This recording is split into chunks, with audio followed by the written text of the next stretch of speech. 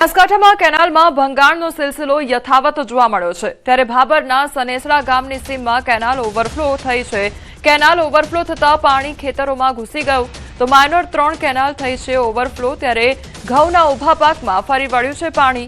મોટા પ્રમાણમાં ઘઉંના ઊભા પાકને નુકસાન પણ થયું છે। કેનાલમાં વધુ પડતું પાણી છોડવામાં આવતા કેનાલ ઓવરફ્લો થતા પાણી ખેતરમાં ઘૂસ્યાનો ખેડૂતનો આક્ષેપ સામે આવ્યો છે।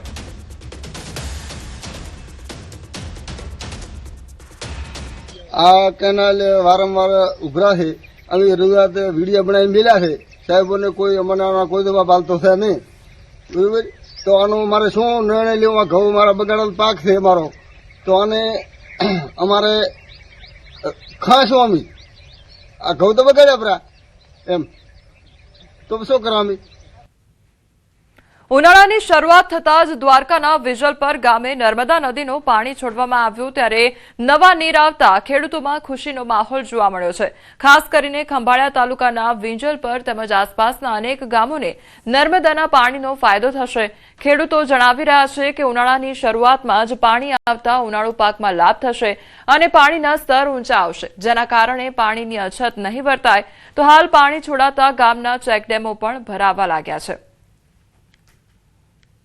गत रोज नर्मदा नदीનું પાણી છોડવામાં આવ્યું એ વિંજલપર પોઈન્ટથી શરૂ થાય છે। તમામ નાના મોટા ચેકડેમો ભરાશે, ખેડૂતોને ફાયદો થશે, એને પાક મળશે અને દર વર્ષે સરકાર આવી રીતના જે સમય ગાળા એકલ ધારું 20 થી 25 થી પાણી ન છોડે તો કઈ નહીં, પણ જ્યારે પાણીની જરૂર હોય ને ત્યાં સ્ટેપ બાય સ્ટેપ 12 થી 15 દિનના ગાળે જ્યારે પાણી છોડે ને તો ખેડૂતને જે સિંચાઈ કરવાની હોય પાકમાં એ સમય છે ને પાણી મળી શકે। તો પાણી છોડવાથી દરેક ખેડૂતને કુવાના તળ ઊંચા આવશે। સુરતના માંડવીમાં નકલી ઘી બનાવવાનું મસમોટું કૌભાંડ ઝડપાયું હતું। માંડવી પોલીસે 810 લીટર શંકાસ્પદ ઘીનો જથ્થો જપ્ત કરી કાર્યવાહી કરવામાં આવી હતી। આ ઘીને યદુગીરી નામની બ્રાન્ડ હેઠળ પેકિંગ કરવામાં આવતું હતું જેથી ગ્રાહકોને લાગે કે તેઓ કોઈ મોટી કંપનીનું શુદ્ધ ઘી ખરીદી રહ્યા છે। પોલીસે અલગ અલગ સાઇઝના ડબ્બાઓમાં પેક કરેલું કુલ 810 લીટર શંકાસ્પદ ઘી જપ્ત કર્યું હતું। સ્થળ પરથી પેકિંગ માટેના સ્ટીકરો, ઘરેલું ગેસ સિલિન્ડર અને અખાદ્ય પદાર્થોની સાથે તમાકુની કોથળીઓ પણ મળી આવી હતી। તો સવાલ તો એ થાય છે કે આટલા મોટા પાયે નકલી ઘી બનાવતા એકમોને ફૂડ એન્ડ ડ્રગ વિભાગ તેમજ પુરવઠા વિભાગે રજીસ્ટ્રેશન આપતા પહેલા સ્થળ તપાસ કરવામાં આવી હતી કે નહીં। માંડવી પોલીસે હાલ તો જપ્ત કરેલા તમામ ઘીના સેમ્પલ લઈને લેબોરેટરી ટેસ્ટિંગ માટે મોકલી આપ્યા છે।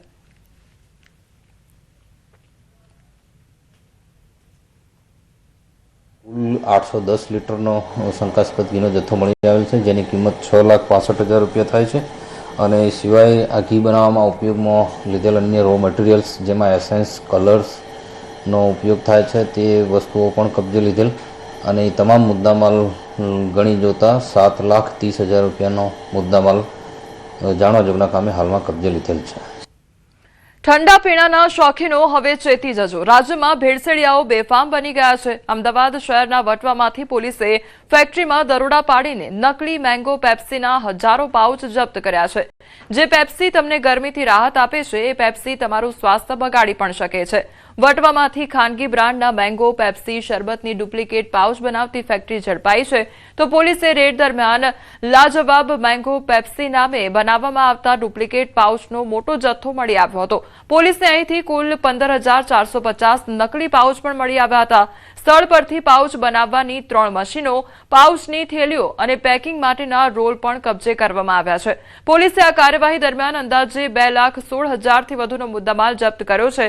તો આ સમગ્ર મામલે નવાપુરા વિસ્તારમાં રહેતા આરોપી મુમતાજ અહેમદ અંસારીની ધરપકડ કરી છે।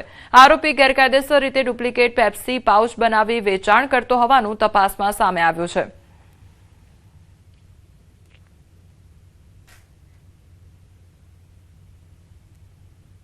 પોલીસે સાથે રાખીને એ લોકોએ શોધખોળ કરી અને એમને શંકા જતા વિસ્તારમાં શંકા જતી વ્યક્તિ ઉપર વોચ કરેલી અને પોલીસે રેડ કરી આરોપી પકડી પાડતા તેમની જે લાજવાબ મેંગો પેપ્સી છે તેનું ડુપ્લિકેશન કરતા આ લોકો પકડાઈ ગયા। પછી એને કોપીરાઇટ એક્ટની કલમ 63-64 મુજબ ગુનો દાખલ કરવામાં આવ્યો છે। પાટણના રાધનપુર શહેરમાંથી ઝડપાયો છે નકલી તબીબ. ત્યારે કોઈ પણ ડિગ્રી વગર બની બેઠો હતો આ ડોક્ટર. છેલ્લા ઘણા સમયથી કરતો હતો લોકોના આરોગ્ય સાથે ચેડા. તો ઢુકા મોહમ્મદ ઇલિયાસ નામના શખ્સની ધરપકડ કરવામાં આવી છે. એક્સરે મશીન, દવા સહિતનો જથ્થો જપ્ત કરવામાં આવ્યો છે. તો પોલીસે ઘટના સ્થળેથી 5,51,000થી વધુનો મુદ્દામાલ જપ્ત કર્યો છે.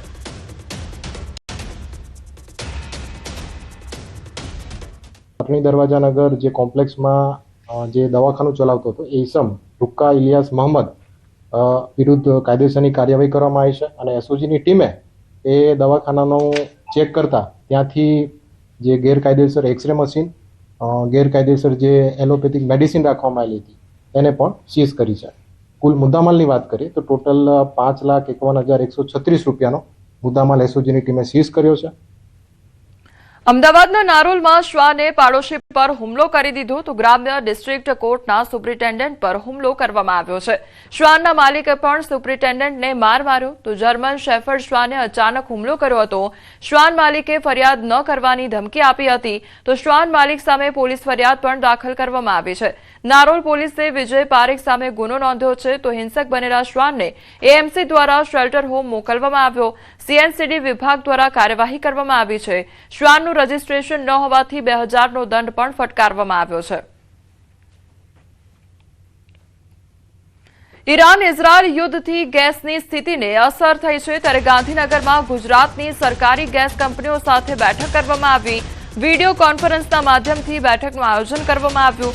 તો નાયબ મુખ્યમંત્રી હર્ષ સંઘવી બેઠકમાં જોડાયા હતા. એલએનજી, એલપીજીની સ્થિતિ પર સમીક્ષા બેઠક કરવામાં આવી છે. તો ગાંધીનગર ખાતે આ બેઠકનું આયોજન કરવામાં આવ્યું છે. સંવાદદાતા ગીતા અમારી સાથે જોડાઈ ગયા છે. ગીતા, જે ગેસની સ્થિતિને પણ અસર પહોંચી છે અને તેને લઈને બેઠકનું આયોજન કરવામાં આવ્યું, આખરે શું ચર્ચાઓ કરવામાં આવી છે? જે વૈશ્વિક યુદ્ધનો અત્યારે પ્રારંભ થયો છે, ઈરાન, ઇઝરાયલ અને એમાં હવે યુએસ પણ જોડાયું છે, તેને લીધે સમગ્ર વિશ્વમાં ઓઇલ અને ઓઇલની લગતી તમામ જે પ્રોડક્ટ છે તેની પર અસર થવાની સંભાવના છે. ખાસ કરીને પુરવઠાને લઈને વિવિધ જગ્યાએ કાપ મૂકવો પડે. બીજું કંઈક સમય એવો પણ આવે કે પુરવઠો નહીવત થઈ જાય, ઓછો થઈ જાય, ભાવ વધે. આ સ્થિતિ ગુજરાતમાં એલએનજી, સીએનજીની, એલપીજીની જે સ્થિતિ છે તે જળવાઈ રહે અને લોકોને મુશ્કેલી ન પડે તે માટે આજે નાયબ મુખ્યમંત્રી હર્ષ સંઘવીએ એક ઓનલાઈન બેઠક યોજી છે. ગુજરાતની જેટલી પણ સરકારી ગેસ કંપનીઓ છે તેની સાથે આજે વિડીયો કોન્ફરન્સના માધ્યમથી ચર્ચા કરી છે. હાલ યુદ્ધને લઈને જે સ્થિતિ બદલાઈ રહી છે તેને લઈને આ સમગ્ર બેઠકનું આયોજન કરવામાં આવ્યું છે. જી ગીતા, સમગ્ર માહિતી બદલ આપનો આભાર.